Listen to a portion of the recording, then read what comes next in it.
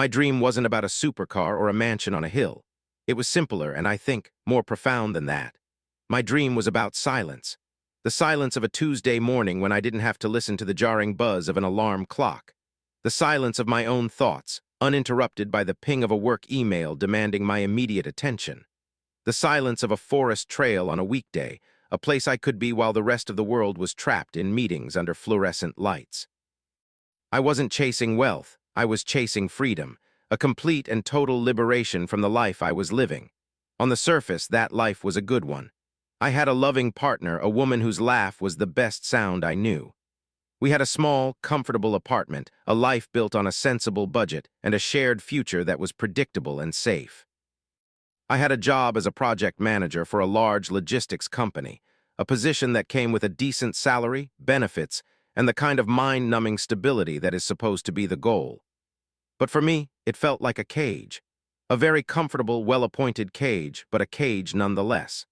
My days were a blur of spreadsheets, conference calls, and managing deadlines that felt simultaneously urgent and meaningless. I was a professional email writer, a cog in a machine so vast I couldn't even see the edges of it. Every Sunday evening, a familiar dread would settle in my stomach, a quiet mourning for the 2 days of freedom that were over and the 5 days of servitude that were about to begin.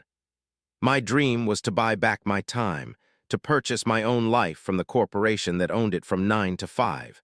And that's what led me to the flickering, hypnotic world of the Forex market.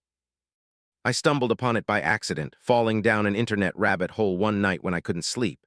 It wasn't the promise of fast money that hooked me, not at first. It was the idea of it, the elegance. The market was a global, 24-hour entity that didn't care about my resume or my performance reviews. It was a pure system of logic and psychology, a puzzle that, if solved, offered the ultimate prize, independence. I became a student, a monk dedicating himself to a new religion. I spent every spare moment learning. I read books, watched hours of tutorials, and studied charts until the candlestick patterns were burned into my retinas. I learned the language of pips, leverage, support, and resistance. I treated it not as a get-rich-quick scheme, but as a difficult but noble profession, a craft to be mastered. My partner was supportive, in the way you support someone's strange but harmless hobby. She would see me at my desk late at night, surrounded by charts, and she'd smile and ask if I was winning the internet money. She didn't understand it, but she understood that it made my eyes light up in a way that my talk of shipping manifests and supply chain logistics never did. She saw that it gave me hope, and she loved me enough to let me have it. I opened a small trading account with a few $1,000s from our savings, money we had earmarked for a vacation. I told her and myself that this was the best possible investment in our future. A successful trade could pay for 10 vacations. I was disciplined.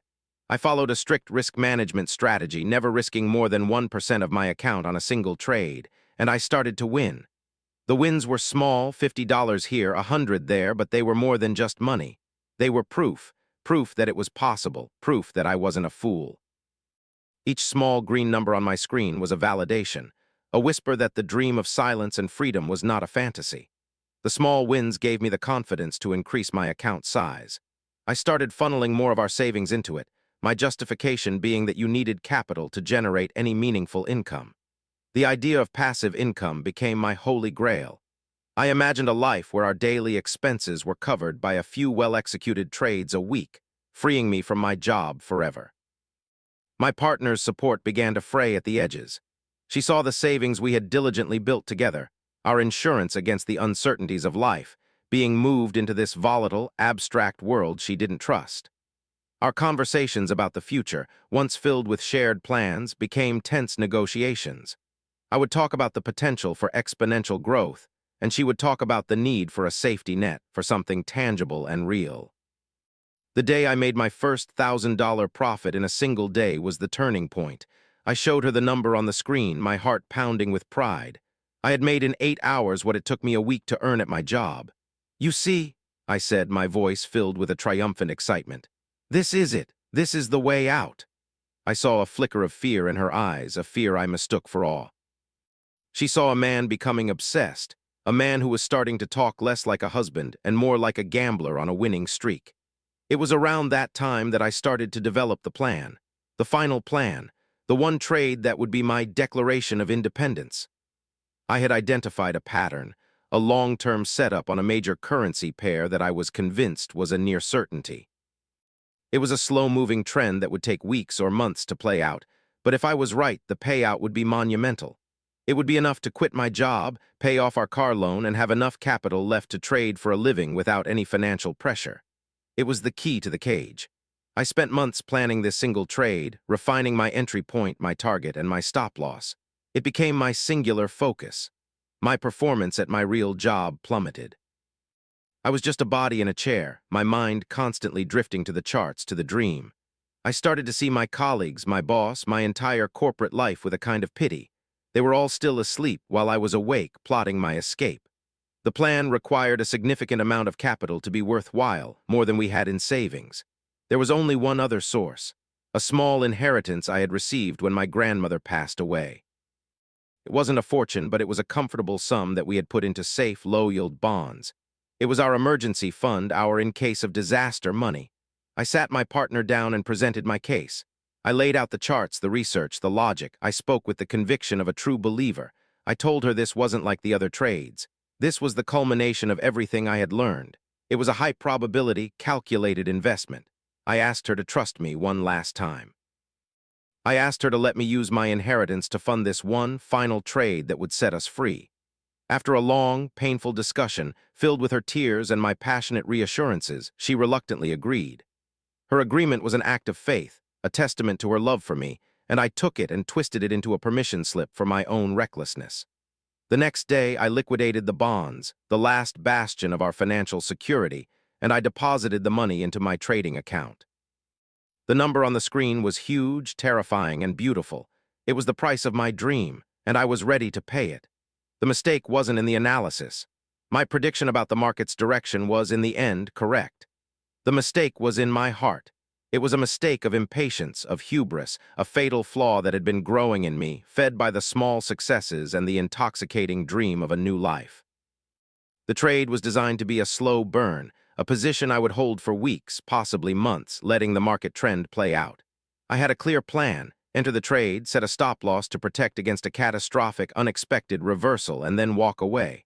The whole point was not to be glued to the screen, but to let the well-researched thesis do the work. This was the path to passive income, to freedom. I executed the trade on a Monday morning. The moment the position was live, a strange sense of peace settled over me. The planning was over. The Rubicon had been crossed.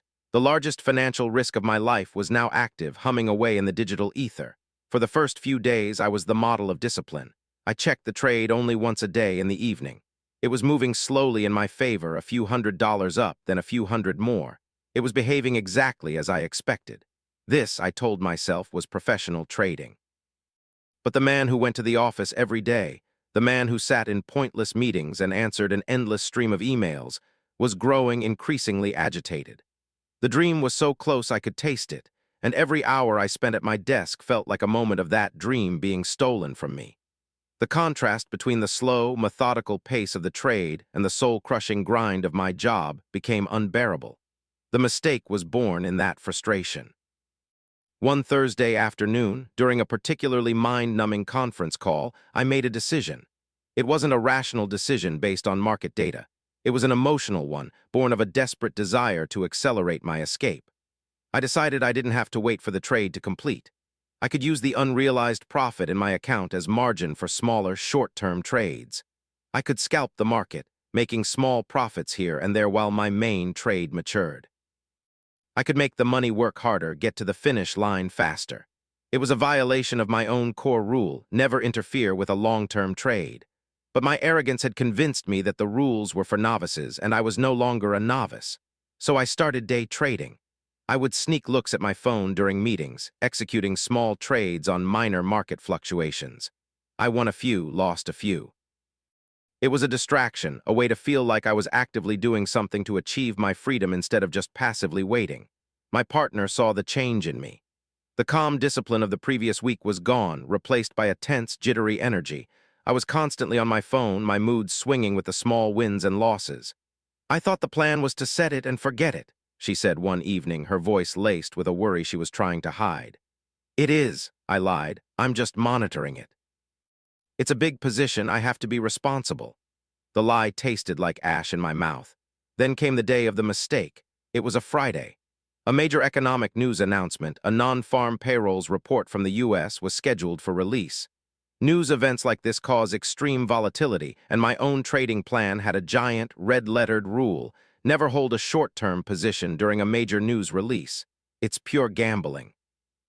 The market can move hundreds of pips in a matter of seconds in either direction. But I saw an opportunity. I had won a few small trades that morning, and I was feeling confident, cocky. I convinced myself I had a read on the market, that I knew which way the number would go. I saw a chance to make a huge profit in a matter of minutes, to get a significant leap closer to my goal. The dream of freedom was screaming in my ear, drowning out the quiet voice of reason and discipline. I did it. 5 minutes before the news release, I took a large, leveraged short-term position, betting on a downward move. This was not part of the plan. This was a pure, unadulterated gamble. I was using a significant portion of my account's margin, the margin that was supposed to be the safety buffer for my main, long-term trade. The moment I clicked the button, I knew I had done something stupid. A wave of adrenaline and dread washed over me. I stared at the screen, my heart pounding in my chest. The 2 minutes leading up to the release were the most intense of my life. The market was completely still, the calm before the storm. The number was released. The headline flashed across the screen, and it was a huge surprise, the exact opposite of what I and most analysts had predicted. The market didn't just move against me. It exploded. A single monstrous candle erupted on the chart, shooting upwards with a violence I had never seen. My position was instantly annihilated. The red number of my loss grew at a sickening pace, but it was worse than that. The volatility was so extreme that the market gapped. My stop loss, the automated safety net that was supposed to limit my losses, was completely skipped over. The price jumped right past it, and my position was closed out at a far, far worse price than I had planned for. A catastrophic loss. In the space of 3 seconds, a third of my entire trading account was gone, vaporized. The inheritance, the money that was supposed to be our emergency fund, was decimated. I stared at the screen, my mind unable to process the number. It was a loss so large, so sudden, that it felt like a physical blow. I felt nauseous, my hands were shaking, but the horror was just beginning. The massive, violent spike in the market had also triggered the stop loss on my main, long-term trade. The one good trade, the one I had spent months planning. The sudden, extreme volatility had hit my safety net, kicking me out of my perfect position for a small loss. So in less than a minute, I had not only suffered a devastating loss on a stupid, impulsive gamble, but I had also been knocked out of the one trade that was supposed to be my ticket to freedom. The market, after the initial chaotic spike, then did exactly what I had originally predicted. It reversed and began the long, slow, downward trend I had planned for. I could only watch in agony as the price moved towards my original profit target, a journey I was no longer on. I had been right about the destination, but I had drunkenly jumped out of the car just a few miles into the trip. That evening, my partner came home and saw my face. She knew immediately. I didn't have to say a word. I just opened my laptop and showed her the account balance. I showed her the huge chunk of our future that was simply gone. The silence in the room was absolute. It wasn't the peaceful, liberating silence I had dreamed of. It was the dead, suffocating silence of a grave. I had made one mistake, a single moment of greedy, impatient weakness. And in that one moment, I had lost not just the money, but the dream itself. And I knew, with a certainty that chilled me to my core, that nothing would ever be the same again. The aftermath of the loss was not a loud explosion, but a quiet, creeping rot. The dream of freedom didn't just die, it began to decompose, and the smell filled every corner of our lives. The money was gone, but the immediate practical consequences hadn't hit yet. We still had our apartment, we still had my job. The first thing to go was the trust. My partner looked at me differently. The man she had trusted with her future, with their shared security, had proven to be a reckless fool. The admiration in her eyes was replaced with a mixture of pity and a deep, quiet anger that was more devastating than any shouting match could have been. She tried, I have to give her that. She tried to understand. She tried to be supportive.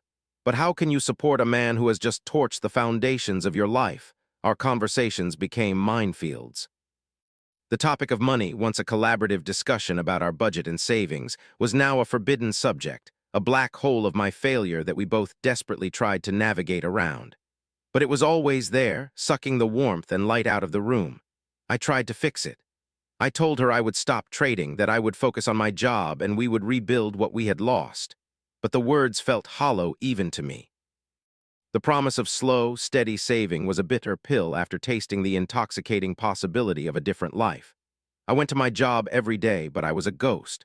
The corporate grind that I had once despised now felt like a life sentence I had earned. The dread I used to feel on Sunday nights was now a permanent state of being. I was trapped, and I had no one to blame but myself. The shame was a physical weight. I avoided friends. I made excuses to get out of social gatherings. I felt like my failure was a visible stain on my clothes, a scent of desperation that everyone could smell. My relationship with my partner devolved into a series of routines and silences. We were two people sharing a space, but we were no longer sharing a life. The easy intimacy we once had was gone. A simple touch felt like a trespass. A kind word felt like an accusation. The dream had been a shared one, even if she had been a reluctant participant. It was the story we were telling ourselves about our future, and now that story was over. There were no more late-night talks about the places we would travel, no more daydreaming about the day I would walk out of my office for the last time. There was only the grim reality of what I had done. The breaking point came about 3 months after the loss. It wasn't a single event, but an accumulation of 1,000 small moments of disconnect. One evening, she sat me down on the sofa, the same sofa where we had once planned our lives. Her eyes were sad, exhausted. "I can't do this anymore," she said, her voice barely a whisper. "I look at you and I see the life we were supposed to have, the life you threw away. It's not just about the money, it's about the dream. You killed it, and I feel like I'm living in a graveyard with its ghost." She told me she needed space, that she needed to go and stay with her sister for a while to figure things out. We both knew what a while meant. It meant the end. The dream I had been chasing was freedom for both of us, but my pursuit of it had ended with her needing to be free from me. I didn't fight it. I had no energy left to fight. I had no right to ask her to stay, to endure the fallout of my catastrophic mistake.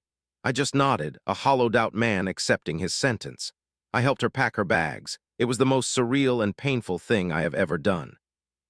Folding her clothes, wrapping her favorite mug in newspaper, each item a relic from a life that was no longer mine.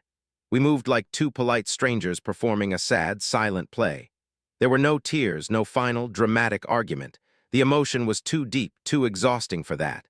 It was a quiet, orderly dismantling of a partnership. The day she left, the apartment felt impossibly large and empty. The silence I had once dreamed of had finally arrived. But it was not the peaceful, liberating silence of a forest trail. It was the cold, sterile silence of abandonment. It was the silence of a life that has been completely and utterly emptied of meaning. In my quest for a life of freedom, I had ended up in the most absolute prison of all, a life of profound loneliness and regret, with nothing but the echoes of my own failure for company. The loss wasn't just a number in a trading account anymore. It had a face, a voice, a suitcase being wheeled out the front door. The true cost of my mistake was not the lost inheritance. It was her. And that was a debt I knew I could never repay. I had lost the love of my life, not to another person, but to a dream, to a series of flickering lines on a chart. And as I stood in the doorway of my empty home, watching her car drive away, I finally understood the truth. I had wanted to be free, but I had only succeeded in losing the one thing that had ever made me feel anchored, the one thing that had ever made me feel truly home. The silence in the apartment after she left was a living entity. It breathed in the empty spaces. It settled on the furniture like a layer of dust. For the first few weeks, I existed in a fog of pure inertia. Getting out of bed was a monumental effort. Going to the job I hated felt like a surreal form of self-punishment that I deserved. I ate cheap takeout standing over the kitchen sink and watched the hours tick by on the clock, each one a small, meaningless victory of survival. I had lost the dream, I had lost the woman I loved, and now I was losing myself. The man I was, the ambitious, hopeful person who had dared to dream of a different life, was gone. In his place was a hollow shell, animated by nothing more than routine and regret. The bottom, when it came, wasn't a sudden crash but a slow, grinding descent. I was fired from my job. My apathy and poor performance had finally become too obvious to ignore. I remember sitting in my boss's office, listening to him talk about performance metrics and corporate synergy, and feeling absolutely nothing. Being fired from the job I had desperately wanted to escape should have felt like a relief, but it just felt like another door slamming shut in a long, dark hallway. Now I had nothing. No job, no savings, no partner, no dream. I had a lease on an apartment I could no longer afford and a future that was a complete and terrifying blank. For the first time, I was truly scared. The abstract loss of digital money had become the very real threat of homelessness. That fear was, in a strange way, a gift. It was a jolt of electricity to a heart that had flatlined. It forced me to move, to act. I sold everything of value I owned. My decent watch, my laptop, my collection of books. I used the money to break my lease and buy a ticket on a bus heading west with no destination in mind. I just needed to go somewhere where the ghosts weren't. I ended up in a small mountain town, a place where the air was clean and the people didn't ask a lot of questions. I found a room for rent in an old house and got a job washing dishes at a local brewery. The work was hard, hot, and smelled of stale beer and cleaning chemicals. My hands, which had once typed out project plans and trading orders, were now chapped and raw. My coworkers were ski bums and drifters, people living on the margins, chasing a different kind of freedom, one that had nothing to do with a financial portfolio. My life was stripped down to its absolute essentials: work, eat, sleep. My income was a fraction of what it used to be, but for the first time I felt like I was earning it. My budget was simple: rent and food. There was no room for anything else. The complex world of investments, of shares and cryptocurrencies, felt like it belonged to a different planet, a different lifetime. I didn't think about the market. I didn't think about my old life. I just focused on the rhythm of the work, the weight of the plates in my hands, the heat of the water. It was a kind of meditation, a way to be present in the moment because the past was too painful to visit and the future was too terrifying to contemplate. One day, on my day off, I took a walk up one of the mountain trails. I walked for hours, pushing my body until my lungs burned and my legs ached. I finally reached a clearing with a view over the entire valley. I sat on a rock, exhausted, and looked out at the world. And then it hit me. The silence. It was here. The profound, peaceful silence I had dreamed of for so long. There was no alarm clock, no ringing phone, no urgent emails. There was just the sound of the wind in the pine trees and the rhythm of my own breathing. I had achieved the dream, but the path to it was not the one I had planned. I had to lose everything I thought I wanted to get the one thing I truly needed. I hadn't needed to conquer the market. I had needed to surrender. I had needed to be broken down, stripped of my ego, my ambition, and my arrogance to finally find peace. I sat on that mountain for a long time and cried. I cried for the man I had been, for the pain I had caused, for the love I had lost. But they were not just tears of grief. They were also tears of a strange, quiet gratitude. I started to rebuild not a fortune, but a life. I learned to find joy not in a rising account balance, but in a perfect blue sky, in a shared beer with a coworker after a long shift, in the feeling of being physically tired from a day of honest work. I started talking to my ex-partner again. At first, it was just texts, then short, awkward phone calls. I never asked her to come back. I just apologized with a sincerity I was incapable of before. I apologized for my selfishness, for not listening, for valuing a dream more than I valued her. There was no dramatic reconciliation, but the anger in her voice softened over time, replaced by a sad understanding. We are friends now of a sort, two people who share a painful history but also a deep, abiding connection. My life is small. I will never be rich. I will likely work in kitchens or on construction sites for the rest of my days, but I am not in a cage anymore. I have found a different kind of freedom. It's the freedom of having nothing left to lose. It's the freedom of accepting who you are with all your flaws and failures. It's the freedom of knowing that your value as a person has nothing to do with the size of your bank account or the success of your career. My one mistake did change my life forever. It took all my dreams, burned them to the ground, and left me in the ashes. But from those ashes, something new and unexpected has grown. A quieter life. A humbler life. A life where I am finally at peace with the silence. Thanks for sticking around. What's your take on this story? Comment your thoughts and your country below. Make sure to like, share, and subscribe for more episodes.